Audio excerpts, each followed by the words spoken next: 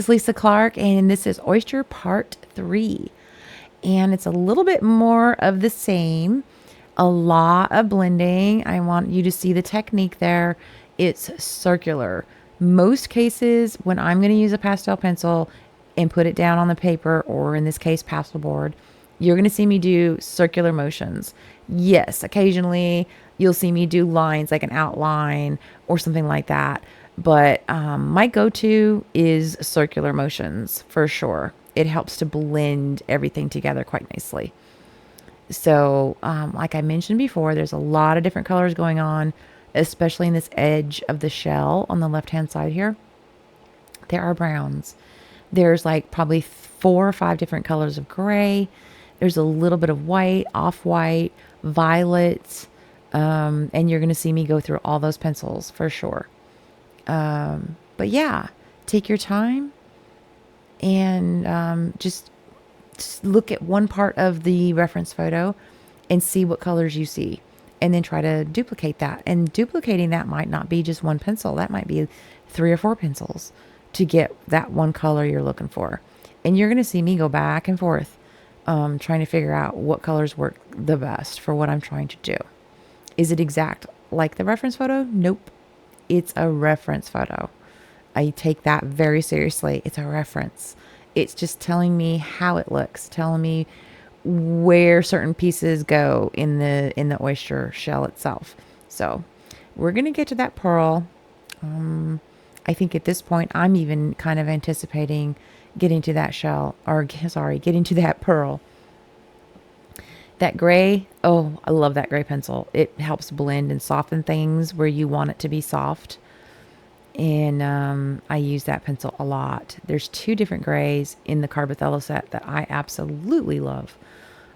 Great for blending. So here's that dark brown. I'm getting the edge of the shell. And there's that violet. There is quite a bit of violet in this shell, and you wouldn't think so until you look closer at the reference photo. There's actually a lot of violet in it. And I thought it was just absolutely beautiful on this pastel board. And there's that gray again. It's a real soft gray. And I'm just going to soften it and make it look like it's moist, like it's wet right there. There's different depths going on in that shell. There's actually some magenta in that shell. It's like a reflection of that pearl. So you'll see me kind of go around the area where I'm going to want magenta to go down first. Excuse me. So these are the 2 little spots right there. And as usual, I bounce around. I always bounce around. I never stay in one spot too long. I like to keep it fresh, I guess. I don't know. I'm known for bouncing around a subject. I don't stay in one spot for very long. I get bored. So I do go back and forth. Circular motion. Now around the pearl, I'll do one line like that just to make sure I stay within that, that edge of that circular pearl. But other than that, it's almost always a circular motion for me. It helps blend and soften the area. Now, where there's later on in the different videos, the front of the shell is actually very jagged. I most likely won't use circular motions too much. I'll use straight lines. But for this part, I want it to be really soft. So a lot of circular motions. And then there's a dip in the shell right there. So I got to keep in mind when I'm doing that. And here's that magenta. There is a glow of that magenta around that shadow. If you look at the reference photo, you'll see it. So I'm going to lay down the magenta, and then I'm going to lighten it up because you don't want it super noticeable. You want it to blend in and be really a soft effect. So nice soft touch, not very hard with the pencil. You just want to blend it out a little bit. And that's all I'm doing there. It's like a soft edge to that shadow. So I wanted to create that effect by using like a soft touch and a circular motion around the edge of that shadow. And that did exactly what I needed it to do. This pastel board is amazing. Anyway, that shadow had probably 3 different colors going on in that shadow. So 3 or 4. And now I'm trying to get the illusion of a three-dimensional look here.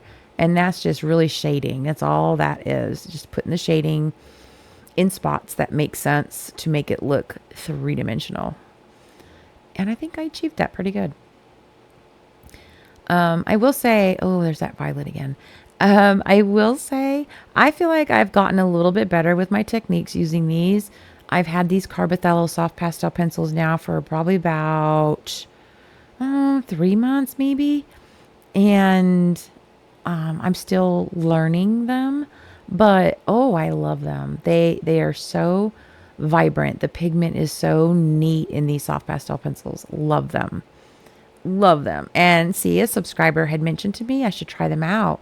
So I did, and I love them. So I thank you to that person. Thank you for that advice. That's what my videos are all about. Sharing advice, giving each other help, giving each other tips.